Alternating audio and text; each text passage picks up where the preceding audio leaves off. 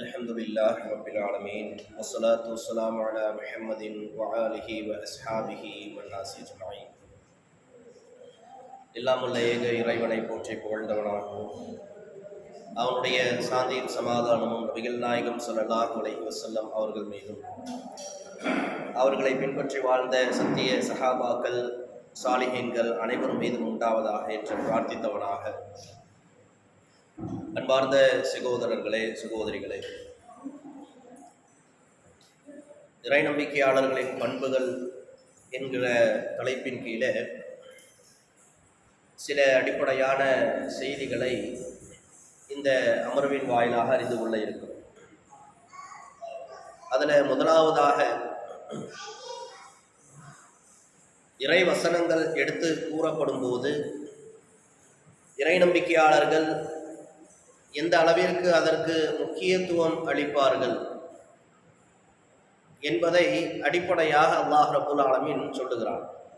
அந்த செய்தியை முதலில் நாம் நினைவூட்டி கொண்டு தலைப்பிற்குள்ள விரிவாக நுழைவோம். அல்லாஹ் ரப்புல் ஆலமீன் தனது திருமறையில் சொல்லுகின்றான், இன்னமல் முஃமினூன அல்லதீன இதா துகிரல்லாஹ். முஃமின்கள் யார் என்றால், அவர்களுக்கு அல்லாஹ்வை பற்றி கூறப்பட்டால் வஜிலத் குலூபுஹும், அவர்களுடைய உள்ளங்கள் நடுங்கி போய்விடும். வைதா துலியத் அலைஹிம் ஆயாத்துஹு, அவர்களிடத்தில் நம்முடைய வசனங்கள் எடுத்துரைக்கப்பட்டால் ஸாதத்ஹுமுல் ஈமானா, அவர்களுடைய இறை நம்பிக்கை அதிகரிக்கும். வஅலா ரப்பிஹிம் யத்தவக்கலூன், அவர்கள் தமது இறைவன் மீனவர்களாக இருப்பார்கள். இறை நம்பிக்கையாளர்கள் இசைகள் எடுத்து கூறப்படும் போது எப்படி நடந்து கொள்வார்கள் என்பதை தெளிவுபடுத்துகிறார். அதே போல மேலும் பார்க்கும் பொழுது வதக்கிர், நினைவூட்டுங்கள், அறிவுரை கூறுங்கள். ஃபஇன்ன ஸிக்ரா தன்ஃபஉல் முஃமினீன், இந்த அறிவுரை என்பது இறை நம்பிக்கையாளர்களுக்கு பயனளிக்கும் என்று அல்லாஹ் சொல்லுகிறார். முதலாவதாக இறைவசனங்கள் எடுத்துரைக்கப்படும் பொழுது அதற்கு இறை நம்பிக்கையாளர்கள் முக்கியத்துவம் கொடுப்பார்கள். எந்த அளவிற்கு என்றால், அந்த வசனங்களை அவர்கள் உள்வாங்குவதன் மூலமாக அவர்களுடைய உள்ளங்கள் நடுநடுங்கி போய்விடும். அது அவர்களுடைய ஈமானை அதிகப்படுத்தும். இறை உபதேசங்கள் எடுத்து கூறப்படும் பொழுது அது அவர்களுக்கு பயனளிக்கும் விதமாக கூர்ந்து கவனிக்கக்கூடியவர்களாக அவர்கள் இருப்பார்கள். மேலும் அல்லாஹ் சொல்லுகின்றார், வபஷ்ஷிர் இபாதி, என்னுடைய அடியார்களுக்கு நற்செய்தி கூறுவீராக. அல்லதீன, எப்படிப்பட்ட அடியார்களுக்கு என்றால், யஸ்தமிஊனல் கௌல வயத்தபிஊனல் அஹ்ஸனா, அவர்களுக்கு சொல்லப்படக்கூடிய விஷயத்தை கவனமாக செவியேற்று அதில் அழகானதை பின்பற்றுவார்களே, அப்படிப்பட்ட அடியார்களுக்கு நற்செய்தி கூறுவீராக என்று அல்லாஹ் ரப்புல் ஆலமீன் சொல்லுகிறார். இந்த செய்திகளை உள்ளத்தில் ஏந்தியவர்களாக இறை நம்பிக்கையாளர்களின் அடிப்படை பண்பாக இருக்கக்கூடிய இறை வசனங்கள் எடுத்து கூறப்படும் பொழுது அதற்கு அதிக முக்கியத்துவம் அளித்து அது தமது உள்ளங்களில் நடுக்கத்தை ஏற்படுத்தக்கூடிய அளவிற்கு அவற்றை உள்வாங்கி அது நம்முடைய செயல்களில் சீர்திருத்தத்தை கொண்டு வரும் அளவிற்கு அதை பயனளிக்கக்கூடிய வகையில உள்வாங்கிக் கொண்டு சொல்லப்படக்கூடிய செய்திகளில் நல்லவற்றை பின்பற்றக்கூடியவர்களாக முஃமின்கள் இருக்க வேண்டும். இந்த அடிப்படை பண்பை நினைவூட்டியவர்களாக இந்த இறை நம்பிக்கையாளர்கள் பண்புகள் என்கிற தலைப்பிற்குள்ளே நாம செல்வோம். அல்லாஹ் ரப்புல் ஆலமீன் திருமறை குர்ஆன்ல மனிதர்களை பல வகைகளில் தரம் பிரித்து காட்டுகின்றார். அதுல நல்லடியார்களும் பல வகையில தரம் பிரிக்கப்படுகிறார்கள், கெட்டவர்களும் பல வகையில தரம் பிரிக்கப்படுகிறார்கள். நல்லடியார்கள்ல பார்த்தோம் என்று சொன்னால், முஸ்லிம்கள் கட்டுப்பட்டவர்கள், முஃமின்கள் நம்பிக்கை கொண்டவர்கள், முஹ்சினீன்கள் செயல்களில் அழகுற அமைத்துக் கொண்டவர்கள், முத்தகீன்கள் இறையச்சவாதிகள் என்றெல்லாம் நல்லவர்களே எல்லாம் தரம் பிரிக்கின்றார். அதே போல கெட்டவர்களே காஃபிர்கள், முஷ்ரிக்குகள், நிராகரித்தவர்கள், இறை வைப்பாளர்கள், முனாஃபிக்குகள், நயவஞ்சகர்கள், முத்தகப்பீர் பெருமை அளிக்கக்கூடியவர்கள், முஸ்ரிஃபீன் வரம்பு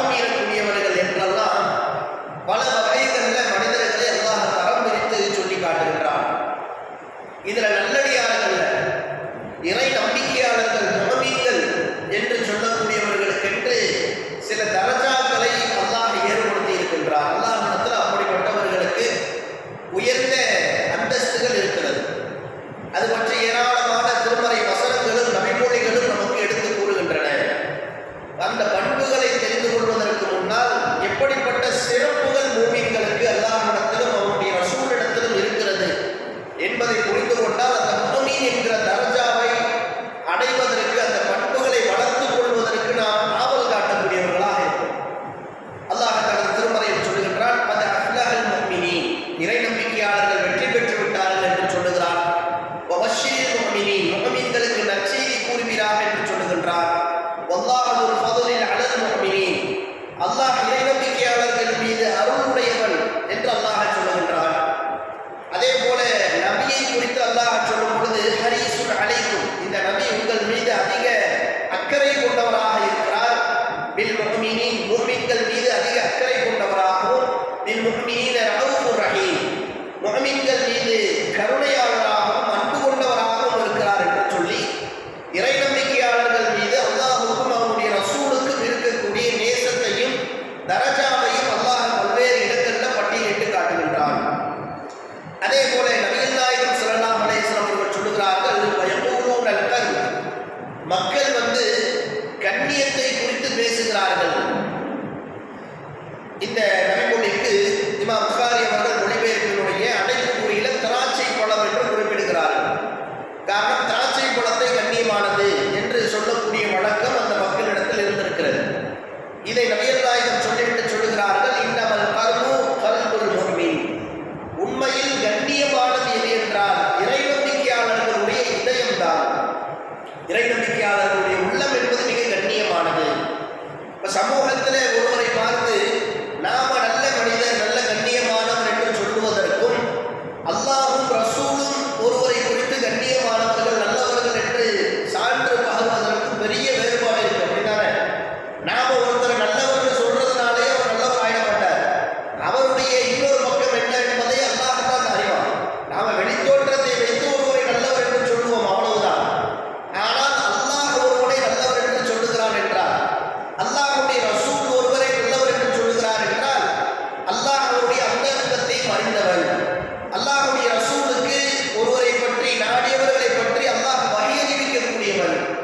அப்ப அந்த அடிப்படையில் இறை நம்பிக்கையாளர் என்கிற தகுதிகளை யார் வளர்த்துக் கொள்கிறார்களோ, அதற்கு தகுதியானவர்களாக யார் நடந்து கொள்கிறார்களோ, அப்படிப்பட்டவர்கள் அவர்களுடைய உள்ளங்கள் சிறந்த உள்ளங்கள் என்று நபி ஸல்லல்லாஹு அலைஹி வஸல்லம் அவர்கள் சொல்லுகிறார்கள். அதே போல பார்த்தோம் என்றால் இறை நம்பிக்கையாளர்களுக்கு இருக்கக்கூடிய மிக முக்கியமான சிறப்புகளில் ஒன்றுதான், நமக்கு ஏற்படக்கூடிய, மூமின்களுக்கு ஏற்படக்கூடிய சோதனைகள், துன்பங்கள் எல்லாம் இருக்கிறது இல்லையா, அதற்கு பகரமாக அவர்களுடைய பாவங்கள் மன்னிக்கப்பட்டுவிடும். நபி ஸல்லல்லாஹு அலைஹி வஸல்லம் அவர்கள் சொல்லுகிறார்கள், ஒரு இறை நம்பிக்கையாளருக்கு ஏற்படக்கூடிய எந்த ஒரு சோர்வோ, களைப்போ, எந்த ஒரு கவலையோ, நோயோ, எந்த ஒரு துன்பமோ, அது அவரை வருத்தும் ஒரு கவலையாக இருந்தாலும் சரியே, அதனால் அல்லாஹ் அவருடைய பாவங்களில் இருந்து சிலவற்றை அழிக்காமல் இருப்பதில்லை. எந்த அளவிற்கு என்றால், ஒரு முஃமினுக்கு முள் குத்துவது உட்பட, ஒரு முஃமினுக்கு முள் குத்தினால் அதை அவர் பொறுத்துக் கொள்கிறார் இல்லையா, அதற்கு உட்பட பகரமாக அல்லாஹ் அவருடைய பாவங்களை மன்னிக்கின்றான் என்று நபி ஸல்லல்லாஹு அலைஹி வஸல்லம் அவர்கள் சொல்லுகிறார்கள். இதெல்லாம் உண்மையில மூமின்களுக்கு கிடைக்கக்கூடிய சிறப்புகள். மறுமையில் மிக முக்கியமாக பார்த்தோம் என்றால், நாளை மறுமை நாளிலே நல்லவர்கள் கெட்டவர்கள் என்று தீர்ப்பளிக்கப்பட்டு சொர்க்கத்திற்கும் நரகத்திற்கும் அதற்குரியவர்கள் சென்று விடுவார்கள். அப்ப அல்லாஹ் ரப்புல் ஆலமீன் சொல்வான், ثم يقول الله تعالى اخرجوا من كان في قلبه مثقال حبة من خردل من الإيمان, யாருடைய உள்ளத்துல ஒரு கடுகளவு ஈமான் இருக்கிறதோ அவரை நரகத்தை விட்டு வெளியேற்றுங்கள் என்று சொல்வார். அப்ப ஏதாவது தவறுகள் செய்து ஒரு நரகத்திற்கே போய்விட்டாலும் கூட அவருக்கு நரக விடுதலை எதை மையமாக வைத்து கொடுக்கப்படும்?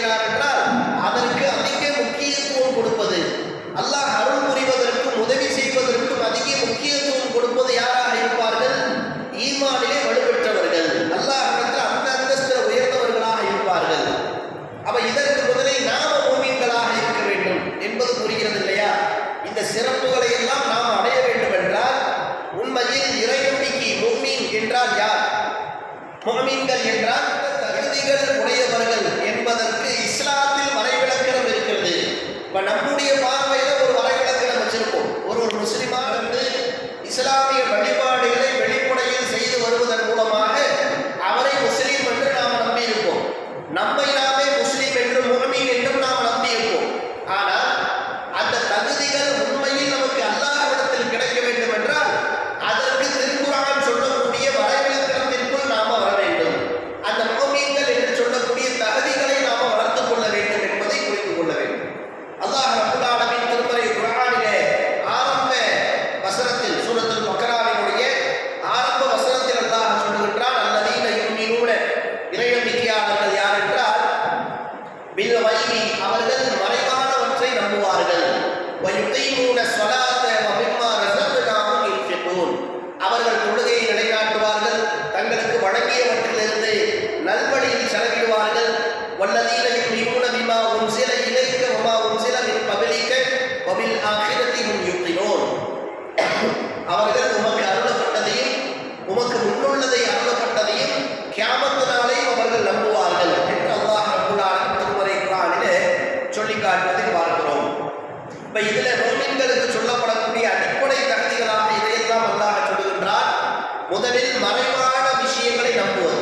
நாம் அந்த 6 விஷயங்களை நம்பிக்கை கொண்டிருக்கிறோம். சிறு வயதிலிருந்து ஈமானுடைய பர்லுகள் என்று சொன்னால் ஆமன்து பில்லாஹி வ மலாயிகத்திஹி வ குதுபிஹி என்று சொல்லி அல்லாஹ்வை நம்புவது, மலக்குமார்களை நம்புவது, ரசூல்மார்களை நம்புவது, வேதங்களை நம்புவது, கியாமத் நாளை நம்புவது, நன்மை தீமை யாவும் அல்லாஹ்வின் புறத்திலிருந்து வருகிறது என்கிற விதியை நம்புவது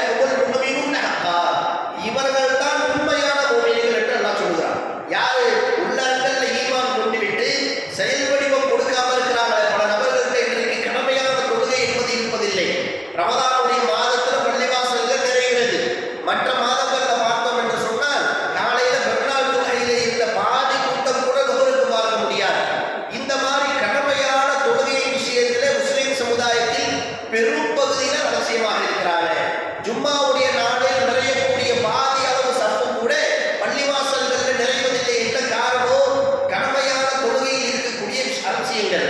எங்கே தொழில்முறையாக நம்ம எந்த இடத்தில் இருக்கிறோமோ அந்த இடத்தில் தொழுகையை அந்த இடத்திலேயே தொழுகையை மேற்கொள்வது என்பது நம் மீதான கடமை. ஆனால் உலக ரீதியான காரணங்களை காட்டிக்கொண்டு இன்றைக்கு இந்த காலத்தில் தொழுகையெல்லாம் கடைபிடித்துக் கொண்டு வியாபாரத்தை பார்க்க முடியுமா என்கிற மாதிரி அலட்சியத்தை மேற்கொள்வதை பார்க்கிறோம். ஆனால் தொழுகையை விடுவதற்கு அல்லாஹ் ரப்பல் ஆலமீன் எந்த விதமான அனுமதிகளையும் எந்த இடத்திலும் வழங்கவில்லை என்று பார்க்கலாம். ஒருவருக்கு அல்லாஹ் தொழுகையை விடுவதற்கு அனுமதி வழங்குவதாக இருந்தால் எங்கே அனுமதி வழங்கியிருக்கிறார்? நபி ஸல்லல்லாஹு அலைஹி வஸல்லம் அவர்கள் காலத்துல போர்க்களங்கள்ல அனுமதி வழங்கியிருக்கலாம், அப்படிதானே? ஆனால் அந்த போர்க்களத்தில் கூட சில விதிவிலக்கோடு தொழுகையை பேணுவதற்கு இன்னும் சொல்ல போனால் அந்த போர்க்களத்தில் தான் அல்லாஹ் எப்படிப்பட்ட வசனத்தை இறக்கிறது என்றால், இன்ன ஸலாத்த கானத் அலல் முஃமினீன் கிதாப மௌகூதா, இந்த தொழுகை என்பது மூமின்கள் மீது நேரம் குறிக்கப்பட்ட கடமை என்கிற வசனத்தை அல்லாஹ் இறக்குகிறார். அப்ப நேரம் தவறாமல் தொழுகையை நிறைவேற்றணும் என்பது போர்க்களத்தில் கூட விதிவிலக்கு இல்லை எனும் பொழுது இன்றைக்கு அந்த மாதிரியான எப்படி நெருக்கடியான சூழல் எதுவும் இல்லாத காலகட்டத்தில் நாம தொழுகையை பாழ்படுத்தக்கூடியவர்களாக இருந்தோம் என்றால் நமக்கு எப்படி முஃமின் என்கிற தரஜா கிடைக்கும் என்பதை யோசித்து பார்க்க வேண்டும். அதே போல பார்த்தோம் என்றால் இந்த தொழுகை விஷயத்தில் எந்த அளவிற்கு மேலும் சொல்லியிருக்கிறார்கள், இது காபீர்களுக்கும் முஷ்ரிக்குகளுக்கும் முஃமின்களுக்கும் இருக்கக்கூடிய வேறுபாட்டை காட்டக்கூடிய விஷயமாக இந்த தொழுகை இருக்கிறது. அந்த அளவிற்கு முக்கியத்துவம் வாய்ந்த விஷயமாக இருக்கிறது. நாளை மறுமை நாளிலே ஒரு அடியாரிடத்தில் விசாரணை செய்யக்கூடிய கேள்விகளில் முதன்மையானது இந்த தொழுகையை பற்றித்தான். அந்த தொழுகையை தான் முஃப்தாஹுல் ஜன்னா என்று அல்லாஹ்வுடைய ரசூல் சொல்லுகிறார்கள், சொர்க்கத்தின் சாவி என்று சொல்லுகிறார்கள். நாளை மறுமை நாளில் அந்த முதல் கேள்விக்கு ஒரு அடியார் சரியான பதிலை வைத்திருந்தால் அவன் நாளை மறுமையில் அடுத்தடுத்த கேள்விகள் அவனுக்கு இலகுவாக்கப்பட்டுவிடும். ஆனால் முதல் கேள்வியிலேயே அவனிடத்தில் சரியான பதில் இல்லை என்றால் அடுத்தடுத்த கேள்விகளை அல்லாஹ் துருவி ஆராய துவங்கி விடுவான் என்று நபி ஸல்லல்லாஹு அலைஹி வஸல்லம் அவர்கள் எச்சரிக்கை செய்திருக்கிறதை பார்க்கிறோம். அப்ப இந்த அளவிற்கு அவசியமாக்கப்பட்ட எந்த வகையிலும் சாக்கு போக்குகள் சொல்ல முடியாது. ஒருவருக்கு உடல்நிலை சரியில்லையா, தண்ணீரை தொட முடியவில்லையா, தயவம் செய்து விட்டால் தொழுது விட வேண்டும். வாகனத்தில் இருப்பவர் அந்த திசையில் தொழுகையை நிறைவேற்றுவதற்கு உபரியான தொழுகை நிறைவேற்றுவதற்கு மார்க்கம் வழிகாட்டுகிறது. ஜம்மு கஸ்ரை சலுகைகளாக வழங்கி இருக்கிறது. ஒருவருக்கு நின்று தொட முடியவில்லை என்றால் அமர்ந்து தொழ வேண்டும், அமர்ந்து தொழவில்லை என்றால் படுத்துக் கொண்டாவது சைகையில் தொழ வேண்டும் என்கிற அளவிற்கு இஸ்லாம் வழிகாட்டி இருக்கிறது. இப்படியெல்லாம் நமக்கு வழிகாட்டி இருக்கக்கூடிய இந்த தொழுகை விஷயத்துல இன்றைக்கு முஸ்லிம்கள் அலட்சியமாக இருந்து கொண்டு அதை தாண்டிய எந்தவித அமல்கள் செய்தாலும் அதன் மூலமாக அல்லாஹ்வை திருப்திப்படுத்த முடியாது. கடமையான அமல்களின் விஷயத்தில் நம்ம கவனமற்றவர்களாக இருந்து கொண்டு உபரியான அமல்களின் விஷயத்தில் அல்லாஹ்வை எப்படி திருப்திப்படுத்த முடியும்? அவன் கடமையான விஷயத்தில் நாம முதன்மை கவனம் எடுக்கக்கூடியவர்களாக இருக்க வேண்டும் என்பதை புரிந்து கொள்ள வேண்டும். அதே போல பார்த்தோம் என்றால் இந்த தொழுகை ஒருவரிடத்தில் இருக்கிறது, இருந்து விட்டாலே அவர் அந்த தரஜாவை அடைந்து விட முடியுமா என்றாலும் இல்லை. அந்த தொழுகையிலும் உள்ளட்சம் உள்ளவர்களாக நாம் இருக்க வேண்டும் என்பதை இஸ்லாம் வலியுறுத்தி சொல்லுகிறது. எப்படிப்பட்ட மூமின்கள் வெற்றி பெறுவார்கள், அது அஃப்லஹல் மூமினீன், மூமின்கள் வெற்றி பெற்று விட்டார்கள் என்று சொல்லிவிட்டு எப்படிப்பட்ட மூமின்கள் வெற்றி பெறுவார்கள் என்பதை அல்லாஹ் சொல்லும் பொழுது அல்லதீன ஹும் ஃபீ ஸலாத்திஹிம் காஷிஊன், அவர்கள் தம்முடைய தொழுகையில உள்ளச்சத்தோடு அவர்கள் இருப்பார்கள். நயவஞ்சகர்களிடத்திலும் தொடக்கூடிய பண்புகள் இருந்தது. அந்த தொழுகை எப்படிப்பட்ட தொழுகையாக இருக்கோ என்பதை அல்லாஹ் சொல்லுகின்றான். இதா காமு இலா ஸலாத்தி காமு குஸாலா, அவர்கள் தொழுகையில் நின்றால் சோம்பேறிகளாக இருக்கிறார்கள், மக்களுக்கு காட்டுவதற்காக நிற்கிறார்கள் என்று அல்லாஹ் சொல்லுகிறானே. இன்றைக்கு இந்த பண்பு இன்றைக்கு பல முஸ்லிம்களிடத்தில் இருப்பதை பார்க்கிறோம். தொழுகைக்கு வருவது என்பது யாராவது ஏதாவது சொல்லிவிடுவார்களோ, யாராவது கேள்வி கேட்டு விடுவார்களோ என்பதற்காக, தொழவில்லை என்றால் 4 பேர் நம்மை சுற்றி வளைத்து தாவா செய்வார்களோ என்பதற்காக சோம்பேறிகளாக தொழுகையில் இருக்கக்கூடிய பழக்கம். நீண்ட நெடிய நேரத்தில் குர்ஆனை ஓதுவதை செவியேற்பதில் நமக்கு அலட்சியம் காட்டக்கூடிய அந்த பழக்கம் எல்லாம் இருக்கிறது. இது நம்மை அறியாமல் நிஃபாக்குடைய தன்மை, நயவஞ்சகத்தனத்தினுடைய தன்மை நம்முடைய உள்ளத்தில் குடிகொள்வதாகும். நயவஞ்சகத்தனத்தினுடைய அடையாளம் என்பது நபி ஸல்லல்லாஹு அலைஹி வஸல்லம் அவர்கள் 4 சொல்லியிருக்கிறார்களே, அந்த 4 மட்டும் கிடையாது.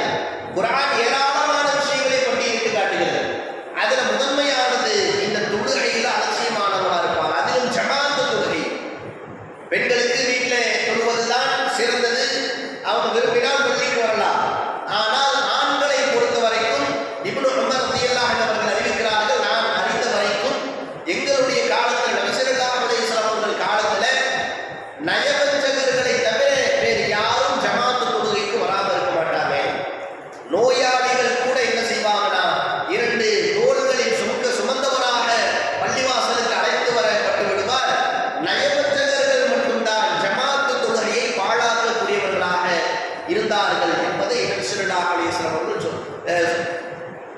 அவர்கள் காலத்தில் இருந்த அந்த நிகழ்வை இப்னு உமர் ரலியல்லாஹு அன்ஹு அவர்கள் அறிவிப்பதை பார்க்கிறோம். அப்ப ஜமாஅத்து தொழுகை பேண வேண்டும் என்கிற அச்சம் நமக்கு, அந்த பேணுதல் எப்பொழுது வரும் என்றால் வக்துக்கு தொழுகையை நிறைவேற்ற வேண்டும் அந்த எண்ணம் இருந்தால் மட்டும்தான், அந்த தொழுகையில உள்ளச்சம் இருந்தால் மட்டும்தான் நேரம் கிடைக்கிறப்ப தொழுவலாம், ஓய்வா இருக்கும் போது தொழுவலாம். தொழுகைக்கு தகுந்த மாதிரி நம்ம வியாபாரங்களை இன்ன உலக அலுவல்களை நம்ம ஷெட்யூல் போடாம நம்ம வியாபாரத்துக்கு தகுந்த மாதிரி தொழுகை அமைச்சுக்கிறது இருக்குது, நம்ம இன்னும் உலக ரீதியான அலுவல்களுக்கு தகுந்த மாதிரி தொழுகை அமைச்சுக்கிறது இருக்கிறதே, இது தொழுகையில உள்ளட்சமான தொழுகை இல்லை. தொழுகையில பேணுதல் என்பது முதலாவதாக அந்த தொழுகை நம்மை நேரத்திற்கு தொழுவதற்கு தூண்டக்கூடியதாக இருக்க வேண்டும். அதனுடைய சுவையை நாம் உணர்ந்தவர்களாக இருந்தால், அதில் அந்த விஷயத்தில் அல்லாஹ்வை நாம் அஞ்சக்கூடியவர்களாக இருந்தால், பாங்கு சொல்லிவிட்டால் பள்ளிவாசலுக்கு சென்று தொழக்கூடிய பழக்கத்தை நாம் அதிகமாக வளர்த்துக் கொள்ள வேண்டும். அதை தாண்டி நேரம் கிடைக்கும் பொழுது நேரம் தவறி தொழுவதெல்லாம் விதிவிலக்காக அமைந்தால் பிரச்சனை இல்லை. ஆனால் அதையே வளமையானதாக அலட்சியமானதாக அதுவெல்லாம் பாவம் இல்லை என்பது போல பழக்கப்படுத்தி கொண்டோம் என்றால் அது மிகப்பெரிய ஒரு நஷ்டத்தில் நம்மை ஆழ்த்தும். அதே போல பார்த்தோம் என்றால் அந்த தொழுகையில உள்ளட்சவாதிகளாக நாம இருந்தோம் என்றால் அந்த தொழுகை எந்த மாதிரியான மாற்றத்தை நம்மிடத்தில் தரும்? அந்த தொழுகை என்பது மானக்கேடான காரியங்களை விட்டு நம்மை தடுக்கக்கூடிய அளவிற்கு கேடயமானதாக அமைந்துவிடும். அல்லாஹ் தனது திருமறையை சொல்லி காட்டுகிறார். ஃபஹ்ஷாய் வல் முன்கர், மானக்கேடான தீமையான காரியங்களை விட்டு அந்த தொழுகை நம்மை தடுக்கக்கூடிய அளவிற்கு உள்ளச்சம் கொண்டவர்களுக்கு அந்த தொழுகை ஒரு கேடயமாக இருக்கும் என்று அல்லாஹ் ரப்பல் ஆலமீன் சொல்கிறார். அதே போல சூரத்துல் முஃமினூன்ல பத அஃலால் மூமினீன் என்று சொல்லிவிட்டு முதல்ல தொழுகையில் உள்ளச்சத்தோடு இருப்பார்கள் என்பதை அல்லாஹ் சொல்லிவிட்டு தொடர்ந்து அல்லாஹ் சொல்லுகின்றான், அந்த தொழுகை எந்த அளவிற்கு பேணுதல் உள்ளவர்களாக மனிதர்களை மாற்றும் என்றால் வல்லதீன ஹும் லஹவி அனில் லஹவி முக்ரிதூன், அவர்கள் வீணான விஷயங்களை விட்டு விலகி இருப்பார்கள். ஒரு பக்கம் ஹராமான காரியங்கள், தெளிவாக பாவம் என்று தெரிந்த காரியங்களை விட்டு விலகி இருப்பது ஒரு பக்கம், சினிமா பார்ப்பது, சீரியல் பார்ப்பது, இது போன்ற புகை மது போன்ற மார்க்கத்தில் தெளிவாக தடை செய்யப்பட்ட விஷயங்கள் இருக்கிறது. ஆனால் வேறு சில செயல்கள் நம்மிடத்தில் இருக்கும், அதற்கு மார்க்கத்தில் நேரடியான ஹராம் என்கிற ஆதாரத்தை எடுக்க முடியாது. ஆனால் அப்படிப்பட்ட சூழல்ல எதை மையமாக வைத்து நாம அதற்கான மார்க்க தீர்ப்பை எடுக்க முடியும்? நபி ஸல்லல்லாஹு அலைஹி வஸல்லம் அவர்கள் சொல்லுகிறார்கள், ஹராம் என்பது தெளிவாக்கப்பட்டது, ஹலால் என்பது தெளிவாக்கப்பட்டது. இதற்கு இடைப்பட்ட சில விஷயங்கள் இருக்கிறன, இந்த இடைப்பட்ட சந்தேகத்திற்குரிய விஷயங்கள் இருக்கிறன. இந்த சந்தேகமான காரியங்களை விட்டு யார் விலகிக் கொள்கிறாரோ அவர் தம்முடைய ஈமானை பாதுகாத்துக் கொண்டவராவார். யார் சந்தேகமான விவகாரங்களுக்குள்ளே சென்று விடுகிறாரோ அவர் வேலியோரம் மேயும் ஆடை போன்றவர். வேலியோரம் மேயக்கூடிய ஆடு சில வேளைகளில் வேலியை தாண்டி செல்வது போல இவரும் அந்த வரம்பை தாண்டி சென்று விடுவார். இப்ப இந்த சந்தேகமான விஷயங்கள் தான் வீணான விஷயங்கள். தெளிவான ஹராமான காரியங்களை விட்டு விலகி இருக்கக்கூடியவர்கள் கூட வீணான பொழுதுபோக்குகள், கேளிக்கைகள், தம்முடைய மறுமைக்கு எந்த பயனும் அளிக்காத பொழுதுபோக்குகள்ல, அதுவும் இன்றைக்கு நவீன சாதனங்கள் பொழுதுபோக்கு கேளிக்கைகளுக்காக மக்களை திசை திருப்புவதற்காக, இறைவனுடைய சிந்தனையிலிருந்து திசை திருப்புவதற்காகவே செய்யப்படக்கூடிய பல கேளிக்கை நிகழ்ச்சிகள்ல மூழ்கி போய் விடுகிறார்கள் முஸ்லிம்கள். சினிமா பார்க்காதவர்கள் கூட சீரியல் பார்ப்பது என்ன ஹராமு அப்படிங்கிற மாதிரி ஒரு கூட்டம். இன்னொரு பக்கம் நகைச்சுவை சார்ந்த நிகழ்ச்சிகள், இதை பார்ப்பதில் என்ன தவறு இருக்க போகுது? இன்னொரு பக்கம் கிரிக்கெட்டு போன்ற விளையாட்டுகள், இதுல மூழ்கி இருப்பதில் என்ன தவறு இருக்க போகுது? வீடியோ கேம்கள், இதுல மூழ்கி இருப்பது என்ன தவறு இருக்க போகுதுன்னு சொல்லி சிறு வயதில் இருந்து பிள்ளைகள் தோன்றுகிறார்கள்.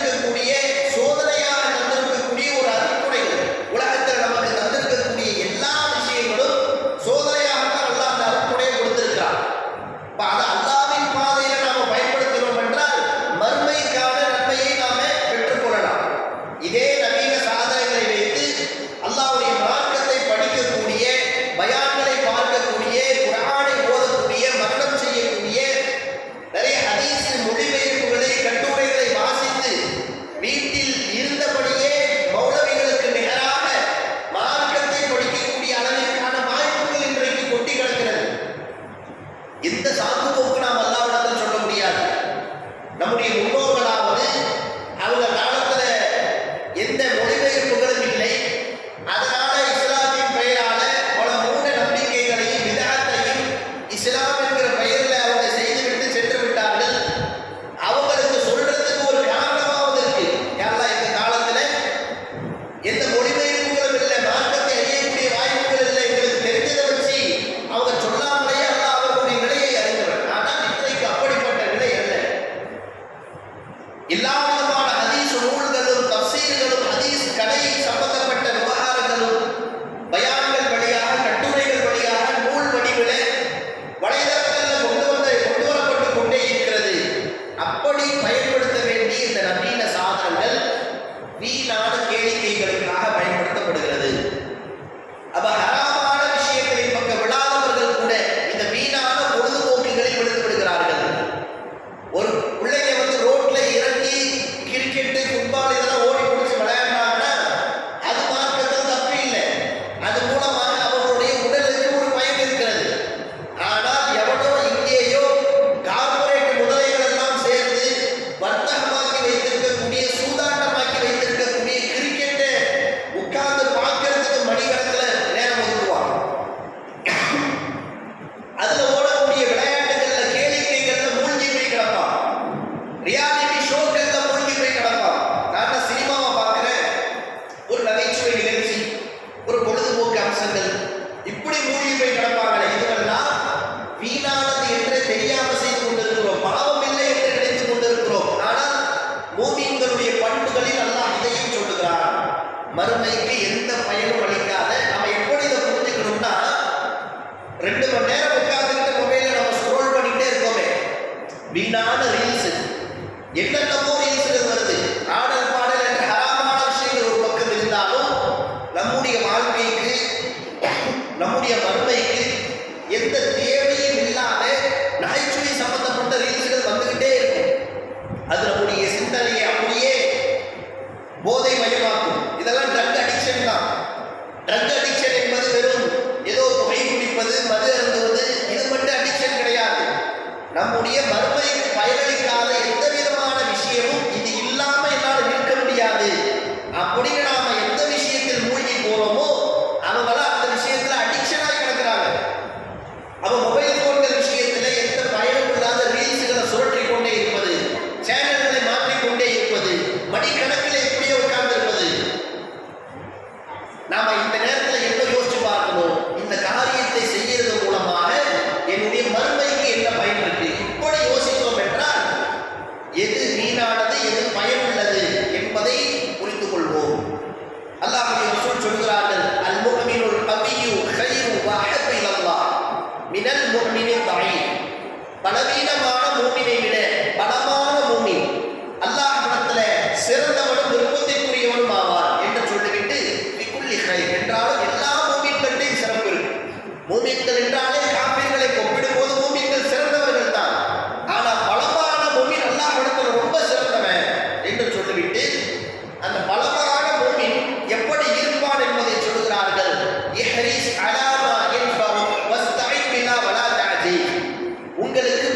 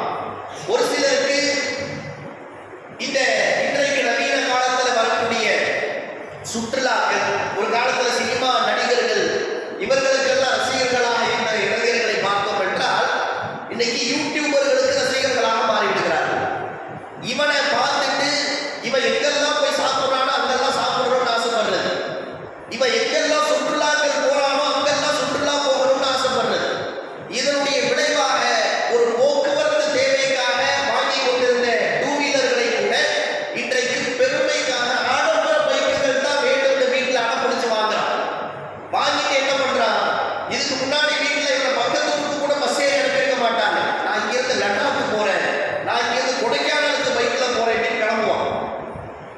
இந்த சுற்றுலாக்கள் மார்க்கத்தில் நேரடி தடை இல்லை. நேரடியாக ஹராம் என்று சொல்ல முடியாது. அது குடும்பத்தினரோடு என்றாவது ஒரு நாள் அமைத்துக் கொண்டால், அளவோடு வைத்துக் கொண்டால் அது தவறில்லை. ஆனால் அந்த செலவினங்கள் குறித்து அல்லாஹ்விடத்தில் கணக்கு காட்ட வேண்டும் என்பது வேறு விஷயம். ஆனால் சில பேர் இதை உழைப்பாக மாறுகிறார்கள். இன்றைய இளைஞர்கள் இதுவெல்லாம் திசை திருப்பல்கள். எந்த அளவிற்கு இதற்காக பாடுபடுகின்றார்? நம்முடைய பிள்ளைகளை வீட்டில் ஏசி ரூம் போட்டு தூங்க வச்சுக்கிட்டு இருப்போம். இவன் பல உச்சில போய் இன்ஸ்டாகிராம்ல ஒரு போஸ்ட் போடணுங்கிறதுக்காக பைக்கில் பயணம் செஞ்சு பெட்ரோல் பங்கில் படுத்து தூங்கிக்கிட்டு கஷ்டப்பட்டு அந்த பயணத்தை எல்லாம் நான் செஞ்சேன் அப்படின்னு சொல்லி இன்ஸ்டாகிராம்ல போஸ்ட் போட்டுக்கிட்டு அதை பெருமையாக காட்டிக் கொண்டிருப்பான். இதே கஷ்டங்களை, இதே அர்ப்பணிப்புகளை மார்க்கத்துக்காக செய்ய கொண்டு வரமாட்டான்.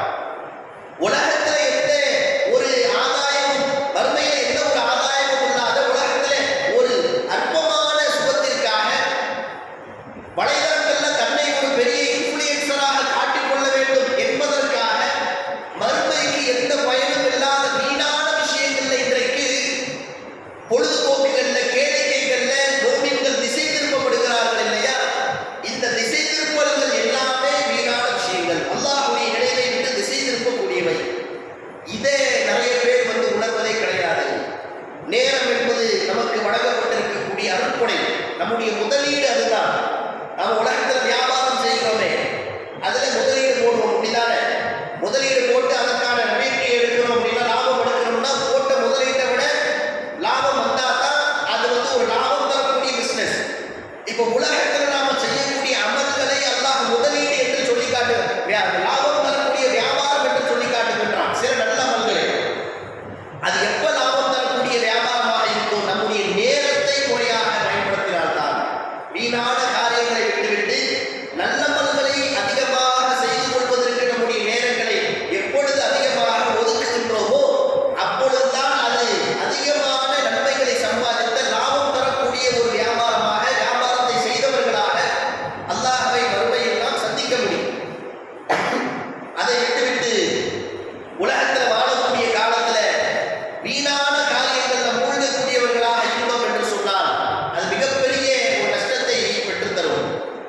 ஹூத் சமுதாயத்தை பார்த்து அல்லாஹ் ரப்பல் ஆலமீன் திருமறை குர்ஆன்ல சொல்கின்றான், ஒவ்வொரு உயரமான இடங்களிலும் அடையாள சின்னங்களை எழுப்பிக் கொண்டு காரியங்களை செய்கிறீர்கள், நிரந்தரமாக வாழ்வது போல மாளிகைகளை நீங்கள் உண்டாக்கிக் கொள்கிறீர்கள். இந்த மாதிரி உலகத்தில் சுகபோகங்களை நாடி வாழக்கூடிய வாழ்க்கை இருக்கிறது. இதெல்லாம் ஒரு காலத்தில் நம்மை விட வலிமையானவர்கள் வாழ்ந்து அதன் மூலமாக அல்லாஹ்வுடைய கோபத்தை பெற்று அழிக்கப்பட்ட செயல்களாக இவையெல்லாம் இருக்கிறது. அதை தான் இன்றைக்கு இந்த சமுதாயம் பொழுதுபோக்கு, கேளிக்கை என்று சென்று கொண்டிருக்கிறார்கள். அப்ப எதனால மனிதன் இந்த வீணான காரியங்களின் பக்கம் செல்லுகிறான்? இதன் மூலமாக எனக்கு ஒரு மன அமைதி. இசைக்கு அடிமையாக இருப்பவனும் அதைத்தான் சொல்லுவான். சிகரெட்டு, மது போன்ற போதை பழக்க வழக்கங்களுக்கு அடிமையாக இருப்பவனும் அதைத்தான் சொல்லுவான். நகைச்சுவை, கேளிக்கை நிகழ்ச்சிகளை பார்ப்பவனும் அதைத்தான் சொல்லுவான். இது எல்லாமே ட்ரங்கு. ஆனால் இறை நம்பிக்கையாளர்களுடைய உள்ளங்கள் இதன் மூலமாக அமைதி அடையாது. இதன் மூலமாக எப்படி திருப்தி பெற முடியும்? உலகத்தில் இருக்கக்கூடிய சில கேளிக்கைகள், அற்ப சந்தோஷங்களின் மூலமாக என்னுடைய மன அமைதிக்கு, என்னுடைய துன்பங்களுக்கு நான் தீனி போடுகின்றேன், என்னுடைய மன அமைதியை அதில் தேடுகின்றேன் என்று ஒரு மனிதன் சென்றான் என்றால் அது நீடித்த இன்பத்தை, நீடித்த மன அமைதியை தராது. தற்காலிகத்திற்கு அதை அடக்கி வைக்கும். அதிலேயே அடிமையாக உழன்று கொண்டே இருப்பான். அதனால்தான் மது, போதை போன்ற பழக்க வழக்கங்களுக்கு சென்றவர்களை மீட்டெடுக்க முடியல. ஏன்னா அதன் மூலமாக அவனுக்கு மன அமைதி கிடைக்கல. மேல மேல அதுக்குள்ள அடிமையாகி போய்கிட்டே இருப்பான். இதே மாதிரி வீணான கேளிக்கைகள். அப்ப மூமின்கள் உண்மையில் எதன் மூலமாக மன அமைதி கொள்ளக்கூடியவர்களாக இருக்கணும்? அல்லாஹ்வுடைய நினைவின் மூலமாகத்தான். எந்த அளவிற்கு அன்றாட வாழ்க்கையில நாம் அல்லாஹ்வுடைய நினைவுக்கு முக்கியத்துவம் கொடுக்கின்றோமோ, நாம சந்தோஷமாக இருந்தாலும், துன்பமாக இருந்தாலும், எதுவும் இல்லாமல் சாதாரணமாக இருந்தாலும் எல்லா நேரங்களிலும் அல்லாஹ்வுடைய நினைவு நமக்கு இருக்க வேண்டும். அதனால தான் அல்லாஹ்வுடைய ரசூல் அவர்கள் ஒவ்வொரு சந்தர்ப்பத்திலும் ஓத வேண்டிய துஆக்களை நமக்கு கற்றுத் தந்திருக்கிறார்கள்.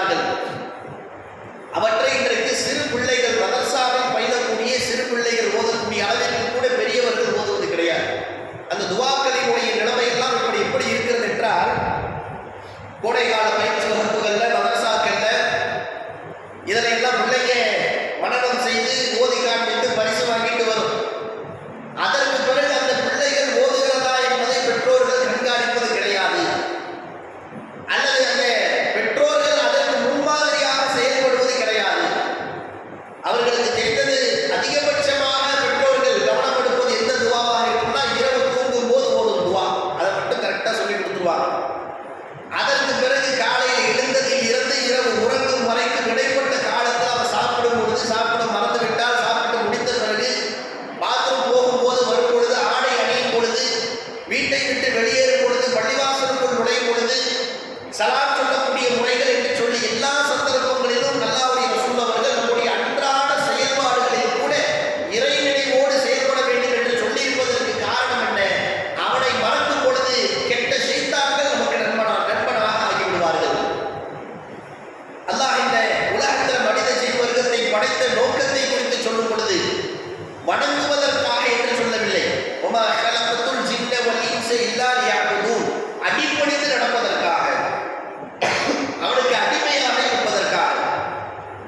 அப்ப நாம மற்ற மதங்களை காட்டிலும் இது மார்க்கம் என்று போற்றப்படுவதற்கு மிக முக்கியமாக எந்த இடத்தில் அந்த மார்க்கம் என்ற வித்தியாசம் வருகிறது? மற்ற மதங்கள்ல இறைவனுக்கு செய்ய வேண்டிய வழிபாடுகள் என்பது சில சடங்குகள், சம்பிரதாயங்கள், அந்த ஆலயங்கள்ல செய்வதை மட்டும்தான் இறைவனுக்கு செய்யக்கூடிய வழிபாடாக வைத்திருப்பார்கள். அப்படித்தானே?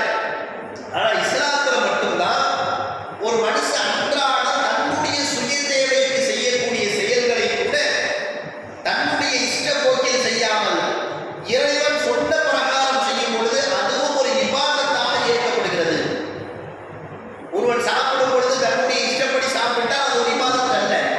அதுவே பிஸ்மில்லாஹ் சொல்லி வலது கரத்தை கொண்டு சாப்பாடு தட்டினுடைய ஓரத்தில் இருந்து இப்படி சுண்ணாவை பேணுவதன் மூலமாக சாப்பிட்டால் அது ஒரு இபாதத். ஒருவன் வியாபாரத்தை தன்னுடைய மனோ இச்சைப்படி, தன்னுடைய அறிவு, தன்னுடைய திறமை என்று கணக்கு போட்டு குறுக்கு வழிகளின்படி அமைத்துக் கொண்டால் அது ஒரு மோசடியான வியாபாரம். அதே வியாபாரத்தை அல்லாஹ் சொன்னபடி குறைவான வருமானமாக இருந்தாலும் ஹலாலான வகையில நான் அந்த வியாபாரத்தை செய்யணும், அதன் மூலமாக அந்த ஹலாலான வருமானத்தில் தான் அல்லாஹ்வுடைய பரக்கத் என்பது இருக்கிறது என்பதின் மீது நம்பிக்கை கொண்டு ஒருவன் பொறுமையாக வியாபாரம் செய்தார் என்றால் அது ஒரு இபாதத். இப்படி அன்றாட செயல்கள் கூட நமக்கு எப்பொழுது இபாதத்தாக மாறுகிறது? அல்லாஹ் ரசூல் சொன்னபடி செய்யும் பொழுது. இது இறை நம்பிக்கையாளர்களுக்கு மிகச்சிறந்த ஒரு அந்தஸ்து என்று அல்லாஹ்வுடைய ரசூல் சொல்கிறார். ஒரு மூமினுக்கு அவனுடைய நிலையை கண்டு நான் வியப்படைகிறேன். அவனுடைய சுக துக்க நிகழ்வுகள் எல்லாமே அவனுக்கு நன்மையாகவே அமைந்து விடுகிறது. உண்மையான இறை நம்பிக்கையாளராக இருந்தால் அவனுடைய சுக துக்க நிகழ்வுகள் எல்லாமே அவனுக்கு நன்மையின் ஏட்டில் பதிவு செய்யப்படுகிறது. அன்றாட சொந்த வாழ்க்கையில் செய்யக்கூடிய விஷயங்கள் கூட. ஒரு மூமினுக்கு ஏதாவது சந்தோஷம் ஏற்பட்டால் அவன் அல்லாஹ்வை போற்றி புகழ்கின்றான். அதற்காக அவனுக்கு நன்மை எழுதப்படுகிறது. அதுவே அவனுக்கு ஏதாவது ஒரு துன்பம் ஏற்பட்டால் அவன் பொறுமையோடு அல்லாஹ்வை சார்ந்திருக்கின்றான். அதற்காகவும் அவனுக்கு நன்மை எழுதப்படுகிறது. இப்படி சந்தோஷம், மகிழ்ச்சி எல்லா நேரத்திலும் அவனுக்கு நன்மையாக மாறிவிடுகிறது. இது இறை நம்பிக்கையாளர்களை தவிர வேறு யாருக்கும் கிடைக்காது என்று நபி ஸல்லல்லாஹு அலைஹி வஸல்லம் அவர்கள் சொல்லி காட்டியிருப்பதை பார்க்கிறோம். இந்த அடிப்படையில் நம்முடைய வாழ்க்கைகள் அமைந்தால்தான் வீணான பொழுது கடமையான தொழுகைகளில் பேணுதல், அந்த தொழுகைகளில் உள்ளச்சம் வரும் பொழுது, அந்த தொழுகையின் சுவையை நாம் உணரும் பொழுது தாமாகவே இந்த வீணான கேளிக்கைகளின் பக்கம் நம்முடைய சிந்தனைகள் செல்வது என்பது குறைந்துவிடும். அந்த இடத்தை நாம அல்லாஹ்வை பற்றி அறிந்து கொள்வதற்கு, மார்க்கத்தை பற்றி அறிந்து கொள்வதற்கு, திருமறை குர்ஆன் உடனான தொடர்பை அதிகப்படுத்திக் கொள்வதற்கு நாம கொடுக்க வேண்டும். அதுதான் நம்முடைய அமல்களை அதிகரிப்பதற்கான, நம்மை மூமின்களாக செதுக்கிக் கொள்வதற்கான மிக முக்கியமான ஒரு வழியாக இருக்கிறது. திருமறை குர்ஆன் உடனான தொடர்பு என்பது மூமின்களுக்கு மிக முக்கியம். இந்த தொடர்பு தான் நம்மை தொடர்ந்து வழி தவறாமல் சரியான ஒரு மூமினாக நம்மை வைத்திருக்கும். அல்லாஹ் ரப்பல் ஆலமீன் திருமறை குர்ஆன் என்பது மூமின்களுக்கு எந்த அளவிற்கு பயனளிக்கும் என்பதை பற்றி சொல்லும் பொழுது, இந்த குர்ஆன் என்பது வதிக்ரல் முஃமினீன், இது மூமின்களுக்கு அறிவுரையாகும் என்று அல்லாஹ் சொல்லுகின்றான். முதல்ல குர்ஆனுடைய துவக்கத்திலேயே இந்த குர்ஆன் யாருக்கு நேர்வழி காட்டும் என்று அல்லாஹ் சொல்லும் பொழுது முதலில் முத்தகீன், இந்த குர்ஆன் முத்தகீன்களுக்கு இறையச்சவாதிகளுக்கு தான் நேர்வழி காட்டும் என்று சொல்லுகிறான். அந்த இறையச்சம் எப்பொழுது நமக்கு வரும்? நாம இறை நம்பிக்கையின் விஷயத்துல, அதனை செயல்வடிவம் கொடுக்கக்கூடிய தொழுகையின் விஷயத்துல உள்ளச்சத்தோடு ஏதோ தானோடு தொழாமல் அல்லாஹ்வுடைய ரசூல் அவர்கள் இஹ்சான் என்று சொல்கிறார்களே, நீங்கள் அல்லாஹ்வை பார்க்காவிட்டாலும் அவனை காண்பது போன்றே வணங்குவது, அதை இஹ்சான் என்று சொல்கிறார்கள். இஸ்லாம், ஈமான், இஹ்சானுக்கு மூன்றாவதாக விளக்கம் கேட்கும் பொழுது ஜிப்ரீல் அலைஹிஸ்ஸலாம் அவர்கள் இந்த விளக்கத்தை சொல்லுவார்கள். ஜிப்ரீல் அலைஹிஸ்ஸலாம் அவர்களுக்கு நபி ஸல்லல்லாஹு அலைஹி வஸல்லம் அவர்கள் இந்த விளக்கத்தை சொல்லுவார்கள். அப்படிப்பட்ட இஹ்சான் நம்மிடத்தில் வர வேண்டும் என்றால் அந்த தொழுகையில் இருக்கக்கூடிய உள்ளச்சம் தான் நமக்கு இந்த மாற்றத்தை கொடுக்கும். அதனுடைய விளைவு தான் நம்முடைய இன்னபிற செயல்பாடுகளில் எதிரொலிக்கும் என்பதை பார்க்கிறோம். அந்த செயல் வடிவம் நம்மிடத்தில் அதிகப்படியாக தொடர்ச்சியாக ஏதோ பயான் கேட்ட ஓரிரண்டு நாட்களுக்கு சில பேருக்கு தாக்கம் கிடைக்கும், சில பேருக்கு ஒரு வாரம் வரைக்கும் இருக்கும், அப்புறம் இன்னொரு பயான் கேட்டால் ரீசார்ஜ் பண்ற மாதிரி ஆகும். அந்த மாதிரி எல்லாம் இல்லாமல் இப்ப இந்த இது போன்ற பயான் ஏற்பாடுகள் எல்லாம் ஒரு ஆர்வமூட்டல்கள் தான். தொடர்ந்து அல்லாஹ்வுடைய நினைவோடு இருப்பது, மூமின்களாக இருப்பது என்பது ஒவ்வொரு மனிதர்களும் வீட்டில் செய்யக்கூடிய சுய பயிற்சிகளை பொறுத்து தான் அமையும். அதுல மிக முக்கிய பங்கு வகிப்பது குர்ஆனுடைய தொடர்பு.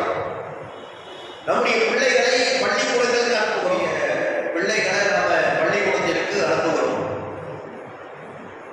உலக கல்வியில அவன் தேர்ச்சி பெற்றால்தான் அவனுடைய எதிர்காலம் நல்லபடியாக அமையும் என்பதை அறிந்து பள்ளிக்கூடங்களுக்கு, கல்லூரிகளுக்கு அனுப்பக்கூடிய நாம காலையிலிருந்து மாலை வரைக்கும் பிள்ளைங்க ஸ்கூல்ல படிச்சுட்டு வந்துட்டாங்களே, அப்புறம் வீட்டில் வந்து எதற்காக ஹோம்ஒர்க் பண்ணிக்கிட்டு அப்படி விடுவோமா நாம? அப்படி இருந்தால் அந்த பிள்ளைகள் பரீட்சையில தேர்ச்சி பெறக்கூடிய பிள்ளைகளாக இருக்குமா என்றால் இல்லை. ஸ்கூல்ல படிக்கிறது, காலேஜில் படிக்கிறது பத்தாதுன்னு வீட்டில் வந்து ஹோம்ஒர்க்கு, சில பேர் அதுவும் பத்தலன்னு சொல்லி டியூஷன் சென்டர்கள், ஸ்பெஷல் கிளாஸ்கள் இப்படியெல்லாம் அனுப்பி அவர்களே அந்த கல்வியில தேர்ச்சி பெற்றவர்களாக மாற்றுவதற்கு எவ்வளவு முயற்சிகளை செய்கிறோம். அதுபோல இந்த மாதிரியான பயான்கள் பள்ளிவாசல்கள்ல கலந்து கொள்ளுகிறீர்கள், ஜும்மாவுடைய பயான், மற்ற உள்ளரங்கு பயான்கள், அல்லது வீட்டில் நீங்க ஆன்லைன்ல வீடியோக்களை பார்க்கிறது, இந்த மாதிரி பயான்களை பார்ப்பது, இதுவெல்லாம் வந்து ஒரு ஆர்வமூட்டல் தான். எப்பொழுது நீங்கள் வீட்டு பாடங்கள் செய்யவில்லையோ அப்பொழுது உங்க வீட்டு பாடம் செய்யாத பிள்ளைகள் பரீட்சையில என்ன மார்க் வாங்குவாங்களோ அந்த நிலைதான் நம்முடைய நிலைகளும். அப்ப அதற்கு செயல் வடிவம் கொடுப்பதற்கு மிகவும் உந்துதலாக இருப்பது இந்த திருக்குர்ஆன் உடனான தொடர்பு. குர்ஆனுடைய தொடர்பு என்பது எந்த அளவிற்கு நம்மிடத்தில் இருக்கிறதோ அந்த அளவிற்கு நம்முடைய செயல்கள் சீரடையும். காரணம், இந்த குர்ஆனை அல்லாஹ் ரப்பல் ஆலமீன் ஹுதா, இது நேர்வழியாகவும், வ புஷ்ரா லில் முஃமினீன், மூமின்களுக்கு நற்செய்தியாகவும் இருக்கிறது என்று அல்லாஹ் சொல்கிறார். அதே போல யா அய்யுஹன் நாஸ், மக்களே, கத் ஜாஅத்துக்கும் மௌஇதத்தும் மின் ரப்பிக்கும், இந்த குர்ஆனை அல்லாஹ்விடம் இருந்து உங்களுக்கு அறிவுரை வந்திருக்கிறது.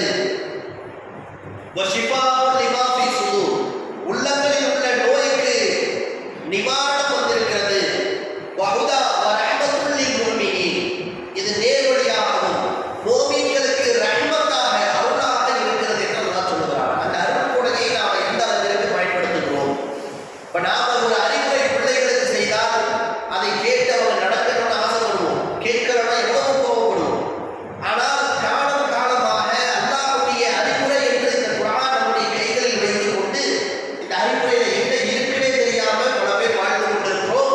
அல்லாஹ்வும் நம் மீது கோபப்படாமல் நமக்கு இந்த பூமியில் அவகாசம் அளித்து, ரிஸ்க் அளித்து, நம்மை கருணையோடு பரிபாலிக்கக்கூடியவனாக இருக்கிறார். அதே போல உள்ளங்களில் உள்ள நோய்களுக்கு நிவாரணி என்று அல்லாஹ் சொல்கிறான். உடல் நமக்கு ஏதேனும் உபாதைகள் ஏற்பட்டால் மருத்துவரிடம் சென்று செலவழித்து சரி செய்வதற்கு முயல்கின்றோம். உள்ளங்களில் இருக்கக்கூடிய நம்முடைய மனோ இச்சைகள், சைத்தானிய தூண்டுதல்கள், வீணான விஷயங்களின் பக்கம் நம்முடைய கவனங்கள் செல்வது, ஆசாபாசங்கள், இவற்றையெல்லாம் சரி செய்வதற்கு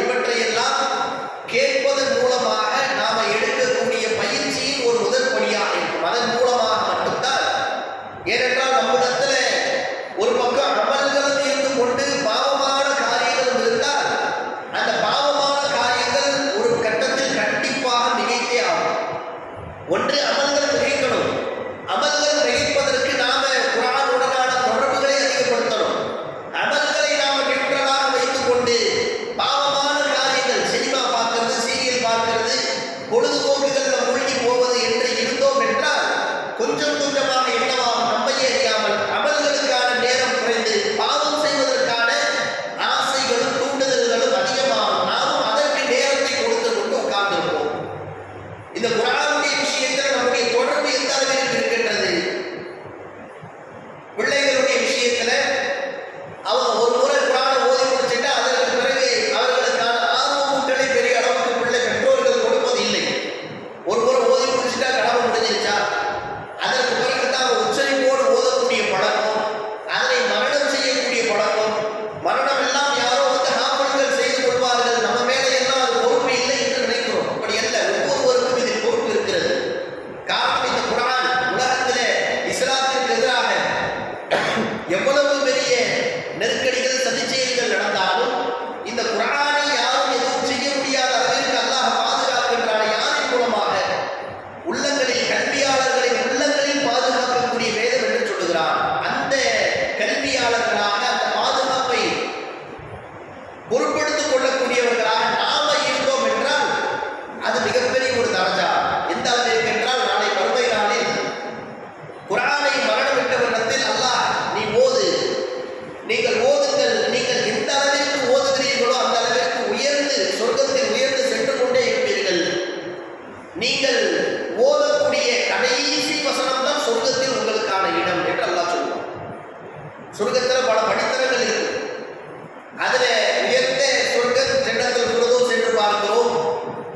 நபிமார்கள், நல்லடியார்கள், ஷஹதாக்களுக்கு என்று உயர்ந்த இடங்கள் இருக்கும். சில நேரங்களில் பாமர மக்களுக்கு கிடைக்கக்கூடிய தர்ஜாக்களை பார்த்து சில நபிமார்கள், நல்லடியார்கள் எல்லாம் பொறாமைப்படக்கூடிய அளவிற்கு உயர்ந்த அந்தஸ்துகளை எல்லாம் பாமர மக்கள் பெற்றிருப்பார்கள். எதன் மூலமாக? இது போன்ற வாய்ப்புகளை பயன்படுத்தி.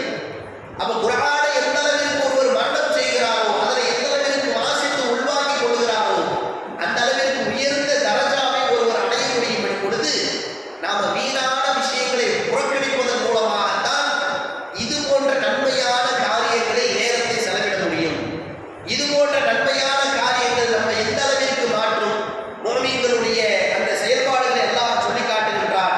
அத்தாயிபூன, அவர்கள் பாவ மன்னிப்பு கோரக்கூடியவர்களாக, அல்-ஆபிதூன, அவர்கள் அடிபணிந்து நடக்கக்கூடியவர்களாக, அல்-ஹாமிதூன, அவர்கள் இறைவனை போற்றி புகழக்கூடியவர்களாக, வஸ்ஸாயிஹூன, அவர்கள் நோன்பு நோக்கக்கூடியவர்களாக, அர்-ராக்கிஊன, அஸ்-சாஜிதூன, ருக்கு செய்யக்கூடியவர்களாக, சுஜூது செய்யக்கூடியவர்களாக, அல்-ஆமிரூன பில் மஅரூஃபி, நன்மையை ஏவக்கூடியவர்களாக, வன்னாஹூன அனில் முன்கர், தீமையை தடுக்கக்கூடியவர்களாக, வல்ஹாஃபிதூன லிஹுதூதில்லாஹி வபஷ்ஷிரில் முஃமினீன், அல்லாஹ் அவர்களுக்கு தடுத்த வரம்புகளை பேணக்கூடியவர்களாக இருக்கிறார்களே, இப்படிப்பட்ட இறை நம்பிக்கையாளர்களுக்கு நற்செய்தி கூறுவீராக என்று அல்லாஹ் சொல்கிறார். இப்போ ஒரு இறை நம்பிக்கையாளர் என்று சொன்னால் அது ஏதோ முஸ்லிமான பெற்றோர்களுக்கு பிறந்து விட்டோம், வாய்ப்பு கிடைக்கும் பொழுது தொழுவோம், வாய்ப்பு கிடைக்கும் பொழுது மயானத்துக்கு போவோம், அவ்வளவுதான் நம்ம கடமை முடிஞ்சிடுச்சு என்று இல்லாமல் அன்றாட வாழ்க்கையில் இஸ்லாம் அனைத்து விஷயங்களிலும் பிரதிபலிக்க வேண்டும். அந்த பிரதிபலிப்பு இல்லாமல் வெறுமனே நான் ஈமான் கொண்டேன் என்று சொன்னவர்களை ரசூலுல்லாஹ் சொல்லுகிறார்கள், நீங்கள் ஈமான் எல்லாம் கொள்ளவில்லை, இஸ்லாத்தை ஏற்றிருக்கிறீர்கள் என்று வேண்டுமானால் சொல்லுங்கள், ஈமான் உங்கள் உள்ளத்திலேயே நுழையவில்லை என்று சொல்லுகிறார்களே, அப்படிப்பட்ட இடத்திற்கு நாம் சென்றுவிடக்கூடாது. தொழுகை இருந்தும்